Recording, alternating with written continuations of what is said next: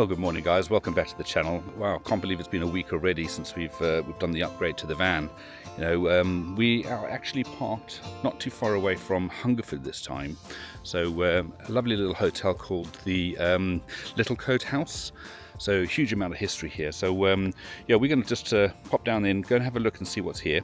We're not going to go into the hotel itself, but there's something interesting to see. But more importantly, what a difference the battery has made. You know, let me take you around to show you what has actually been done in the van, and yeah, then we'll show you the difference that it was old versus new on the battery. Stick around. Well, yeah, as it's autumn, it's definitely been a drop in temperature, so hence the beanie going on. Yeah, I don't do well in the cold, so yeah, make sure the gas is all working well in the van, and pop the heating on when we're out. So. Yeah, but yeah, those of you who have not heard of Littlecote House before, there's some really good history about it. I mean, there's a haunted room, there's a lady of the manor that still spooks the place. But yeah, highly recommend coming to have a wander around. But oh, what a beautiful garden they've got as well. So I mean, I'm literally just on the road walking down towards the house itself, and in typical fashion, when you get to a stately home like this, you know, you would get around the corner, and of course the big reveal of the house, you know, as you'll see once we just literally get around that corner. Right, so wait for it, wait for it, wait for it.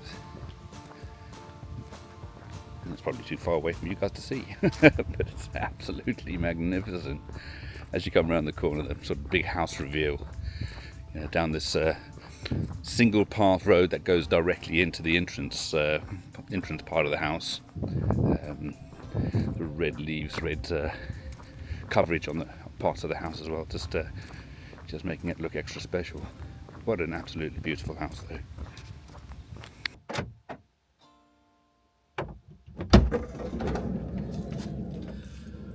Oh, it's definitely a bit of a nip in the air. So yeah, let me show you what we've done with the van in terms of the power side of things, and yeah, we'll run through all the bits and pieces, all the components. Right, as everything's pretty much at the back of the van, let's head that way and yes, open it up and let's have a look. Right, let's just turn you around. All right.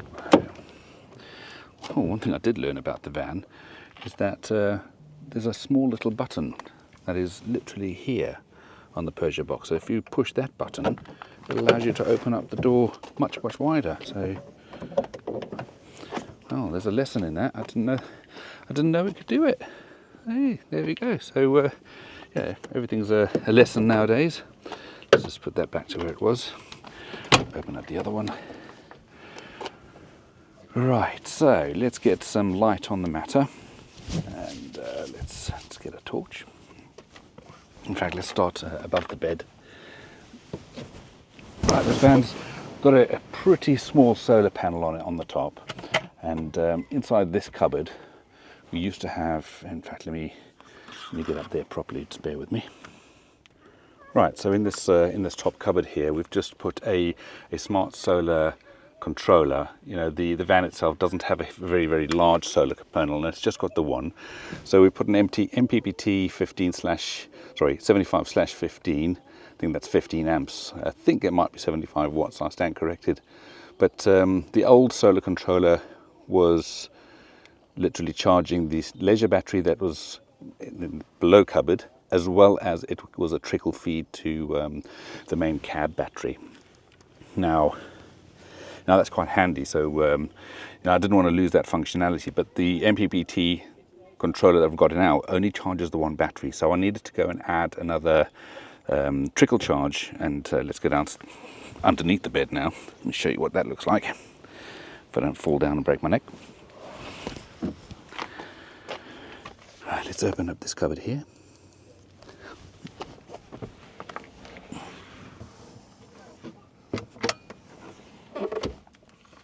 Right, so what have we got here? Right, so in this cupboard here, we've still got the old booster system here, which because it's allowed us to have the AGM batteries as well as lithium, we sort of kept that in play. The guys have mounted the fuse boxes up on top here a little bit better than what it was. And then we have a trickle charger. Now this trickle charger charges the main battery of the cab as well. So yeah, and then we've got at the back there, we've got a Victron charger. Now what that does, that charges the new lithium leisure battery, but from the mains. So whenever you're on mains hookup, they will quite literally charge up this battery. So yeah, it's quite an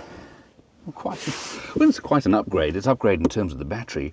They've done a good job in terms of isolating it as well. So if I want to turn the smart charger off, I can quite literally isolate it and make sure it's turned off at all times until such time as you want to use it. So yeah, absolutely great. They've kept all the other bits and pieces exactly the same, so there's no real change to the actual cabling as much. They've just added to what was there, and yeah, put in this 280 amp hour sort of Fogstar battery, which is a ton better than what was in there beforehand. Absolutely makes a huge difference. Well, I guess if you're going to do a demonstration or any applications that are based on solar panels and solar, it's probably best to have a bit of sun in the sky. But unfortunately, today is one of those days which is just completely overcast. So, yeah, having said that, you know, with the device that's in the top cupboard there, it's a Victron MPPT controller, solar controller, but it also comes with a little handy app. So you can open up the app, even though it is overcast. I'm still I'm pulling 14 watts of power at the moment. Look, that's not very much at all. To be fair, you can probably charge a mobile phone with it, but that's probably about it. You know, the other parts from a connectivity perspective, it's nice and handy to be able to see that from the phone. On the Fogstar, on the battery itself, it's got its own app where you can connect the app directly through to the battery management system. Again via a Bluetooth connection, but then you can see exactly how much power you have left in the battery. You know, beforehand I had no idea on how much battery power I had left. I could quite literally just press the button on the controller here and said it had 12 volts or 11 volts, or when it was totally knackered it was like 9 volts, so there was nothing left in the battery. And as I showed you last week, I was literally parked up for best part of about half an hour, just getting the video kit together and stuff like that, and the battery literally drained out when I had the fridge on. You know, where this Fogstar battery, not Frogstar, is currently sitting at 84%, and I haven't got the fridge turned on, but let's just turn the fridge on and I'll see how much charge time or how much draw time it'll have to before the battery actually runs out based on the current charge.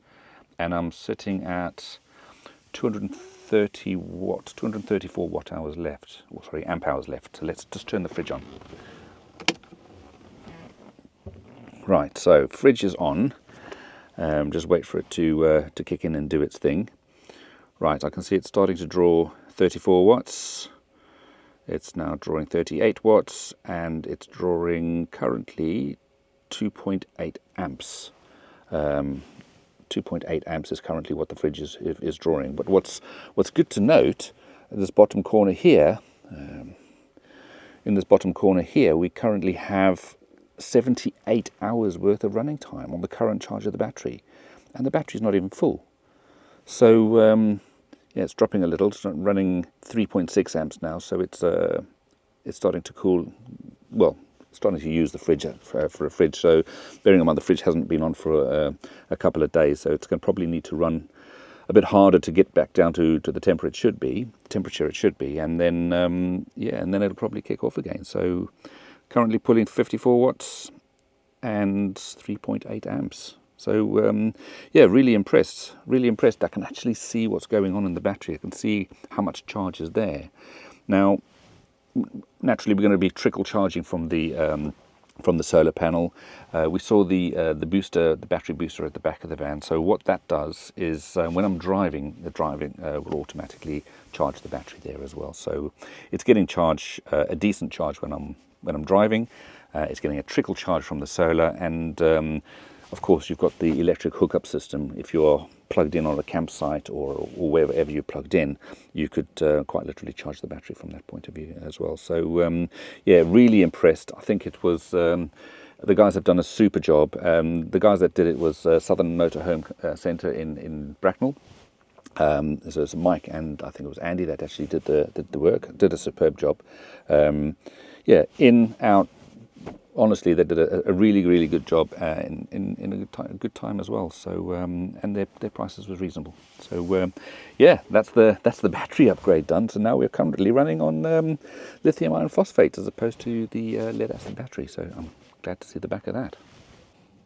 On the main part of the main controller of the van, so we can now see if I jump to the leisure battery, I'm now running at 13.1 volts, and that's probably going to stay there for many hours now, which is great. So even if I pop the lights on, pop the awning lights on, hit the water pump on, you know, okay, there we go, we've got all three on now, dropping it down to 12.9 volts. So well impressed.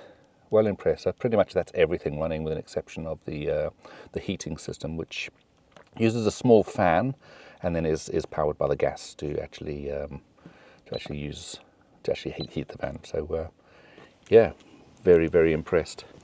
So hopefully that puts an end to our power problems in the van, and we can now start going off grid a little bit. You know, what a beautiful place I'm parked up at the moment. So this is Littlecote House. I'm just in the car park here. I actually want to go and see some Roman mosaic. So they've got a Roman mosaic display here. So I want to go and have a look at that as well while I'm here. But yeah, look at that sky, completely overcast, and yet we've got a trickle charge of power going in, enough to, well, at least enough to charge a mobile phone. There's one thing coming through to Littlecote House. There's a Roman ruin that's here. That's it's been uncovered and sort of quite well preserved. You know, so let me just turn you around. I'll put the drone up in a second just to see if I can get a better aerial view of this. But this is looked like a Roman village, where we've got some huge trees in the middle of it now. And this is the Roman villa, built nearly 2,000 years ago, as one of the most significant villas that's been excavated in Britain. Wow.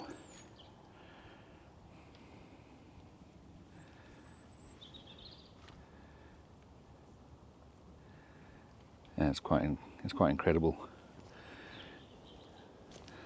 So under this tree, there's a section here.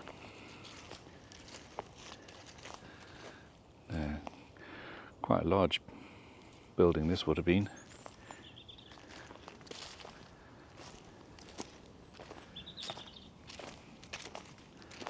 Over 2,000 years ago. Yeah, and there's still some remains of it. They don't make foundations like they used to. It's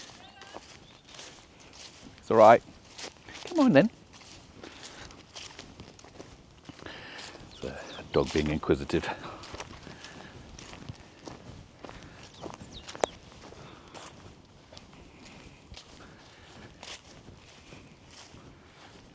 Yeah. Quite insane. Yeah, they definitely knew how to build. These foundations are still, pardon the expression, but rock solid.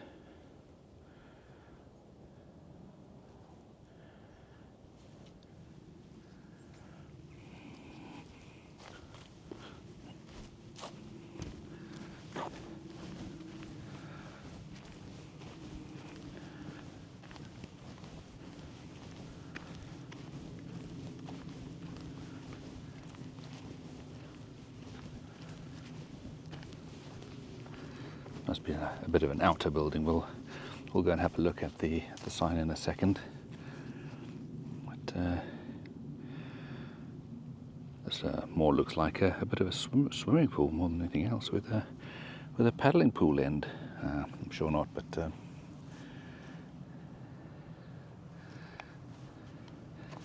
definitely something. Let's go and have a look at the sign.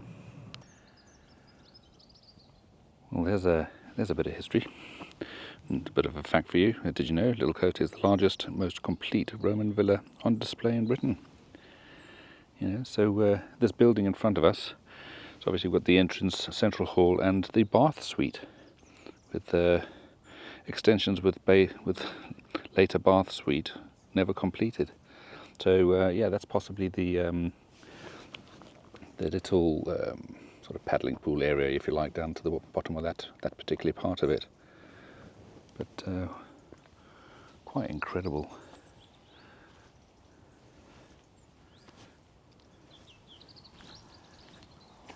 There's more down this side.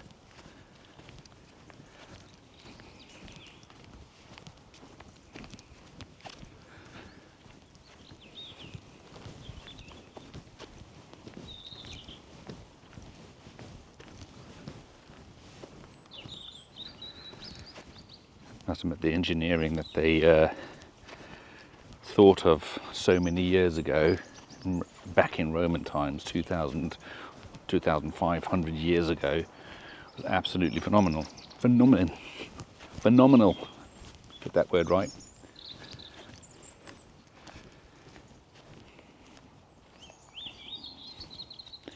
Sort of, yeah, underground heating, underfloor heating. There's a bit of a bath area.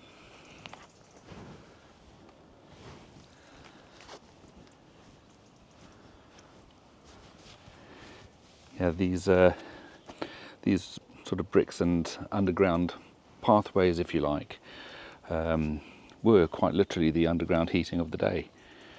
You know, Roman winters, or UK winters, as we know, can be on the chilly side. So having having underwater heating, underfloor heating, is probably quite a good luxury to have.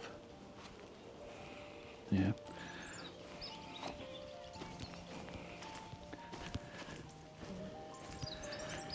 And over here we've, by the looks of things, found a bit of a water source. So this is locked up, and naturally should be for health and safety reasons. But yeah, we have a well down there, and I wonder how many ghost stories are going to be told from this well. Yeah, probably quite a few.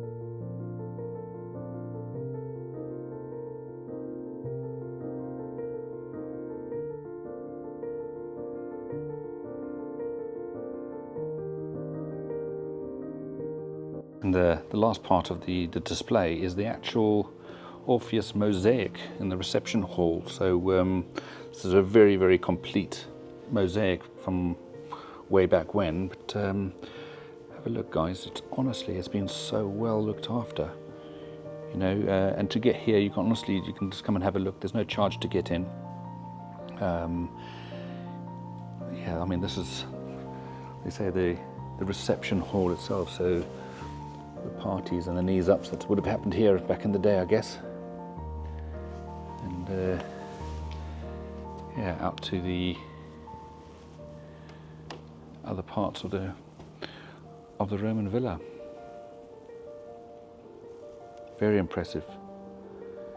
You know, for something that's literally on our doorstep.